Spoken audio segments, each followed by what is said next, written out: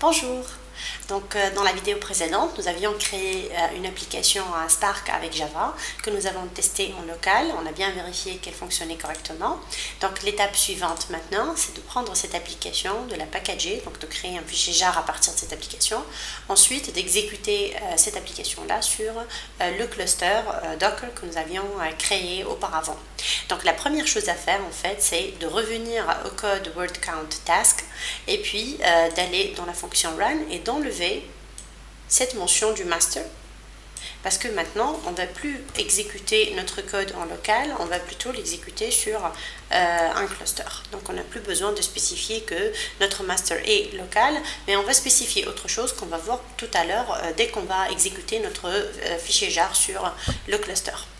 On va ensuite créer, en fait l'objectif maintenant c'est de créer un fichier jar à partir de notre code ici. Donc pour pouvoir faire ça, on va aller créer une autre configuration de type Maven.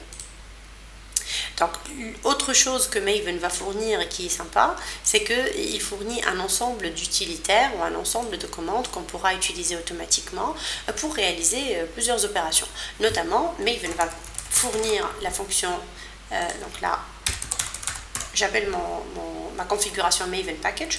Il va fournir une commande tout simplement qui s'appelle package install.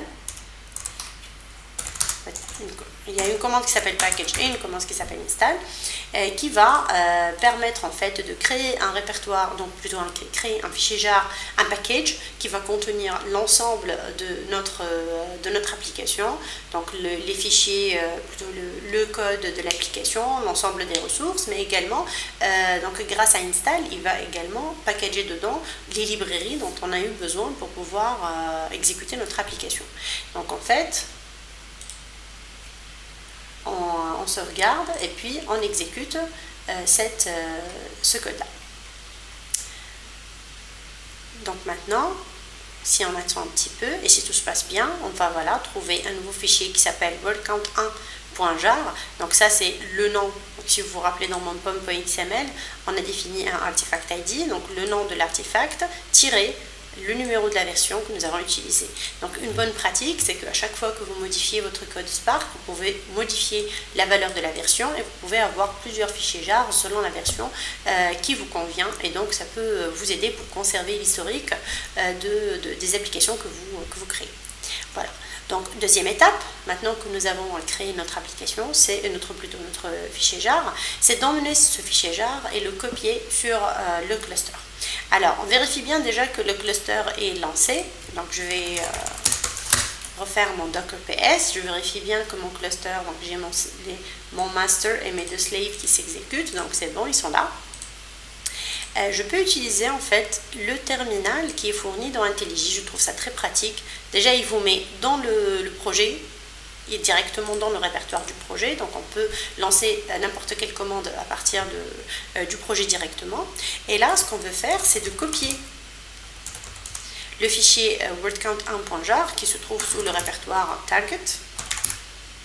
Je veux le copier dans mon conteneur master.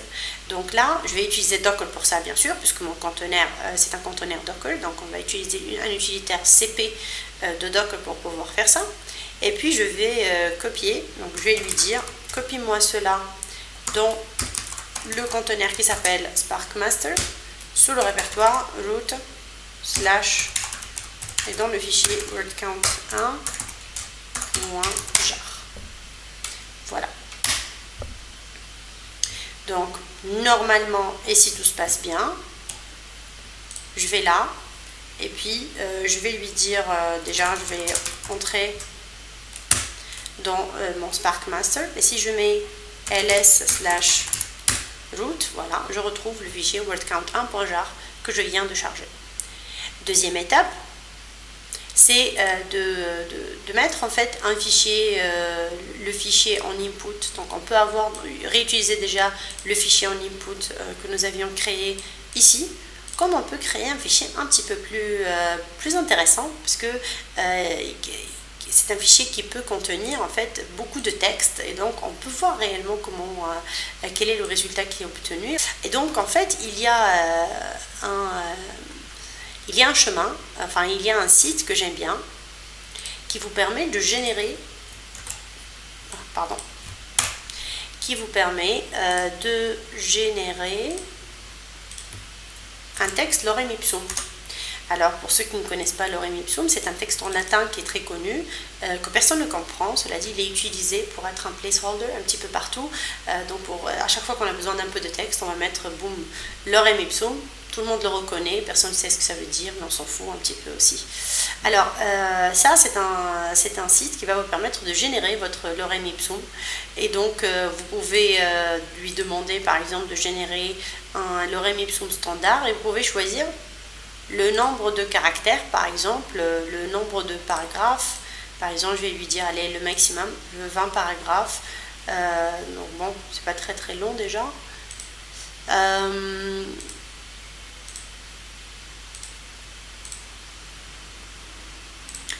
Ou alors on peut faire quelque chose comme ça. Et puis je dis générer. Donc là, il va me créer voilà, un texte qui est plutôt long. Donc je peux télécharger ce texte. Ah oui, là il m'a dit c'est 4500 max. Donc je vais lui dire 4500, c'est mieux. Voilà. Alors je vais prendre ce texte-là.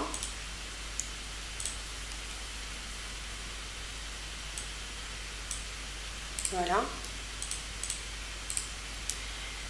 Alors, je vais copier. Ensuite, je vais revenir à mon IntelliJ et je vais lui dire Docker CP. Je lui donne le chemin. Ah oui, zut.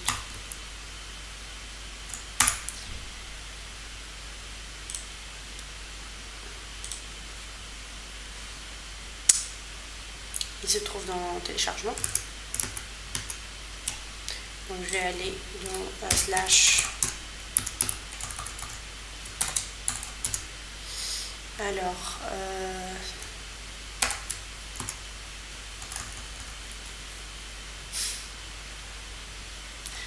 users, il y a les downloads. Et puis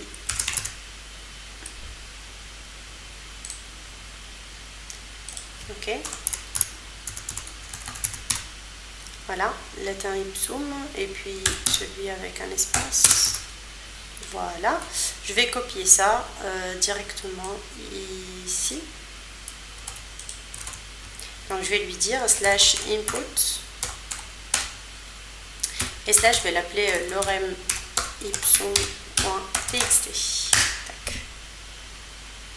Bien, alors on vérifie que tout est bon.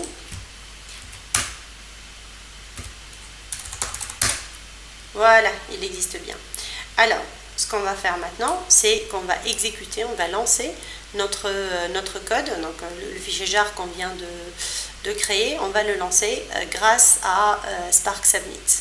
Alors, on va entrer dans le root. Ensuite, on va lancer l'utilitaire Spark Submit. On va lui donner le nom de la classe que nous avions créée tout à l'heure. Donc, classe tn.spark.batch.wordCountTask. On va lui indiquer quel est le master qu'on va utiliser cette fois-ci. Bon, on conserve quand même local pour l'instant. On est encore en phase de test. Pas vraiment, et puis on n'a pas vraiment de gestionnaire de ressources sur lequel on veut tester, parce que notre fichier par exemple n'est pas sur HDFS, donc on n'a pas besoin de Yarn, on n'a pas de Mesos, donc finalement on va utiliser le gestionnaire de ressources local.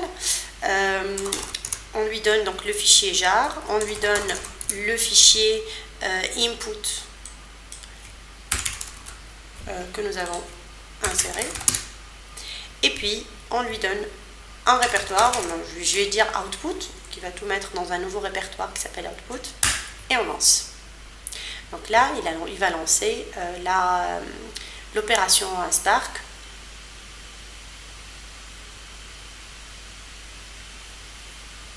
Voilà, donc maintenant que c'est fait, je remarque qu'il y a un nouveau répertoire qui s'appelle output.